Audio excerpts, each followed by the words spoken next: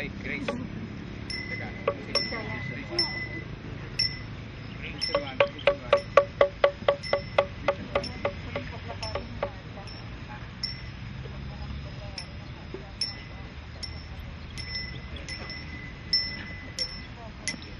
Ano na lang yung unang lakad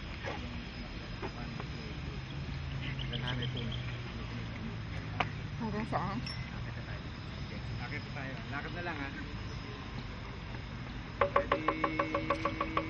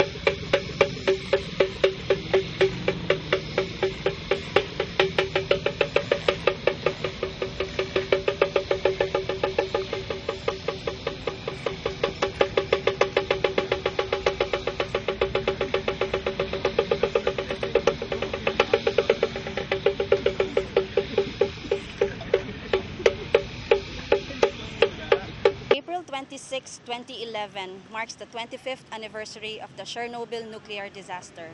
While governments around the world signaled the phase-out of nuclear power, the Philippine Energy Plan still contains nuclear power as an alternative energy source for the country. Furthermore, under the Energy Reform Agenda, part of the department's thrust for 2013 to 2016 is to facilitate and strengthen policy researches and studies in aid of executive and legislative action that will pave the way for the operation of a 2,000 megawatt nuclear power plant in the Philippines in 2025. Greenpeace is therefore calling on the Department of Energy to phase out nuclear energy in the Philippine Energy Plan for 2009 to 2030 and the Energy Reform Agenda, and lead the Philippines towards an energy revolution of 50% renewable energy scenario by 2020. Did you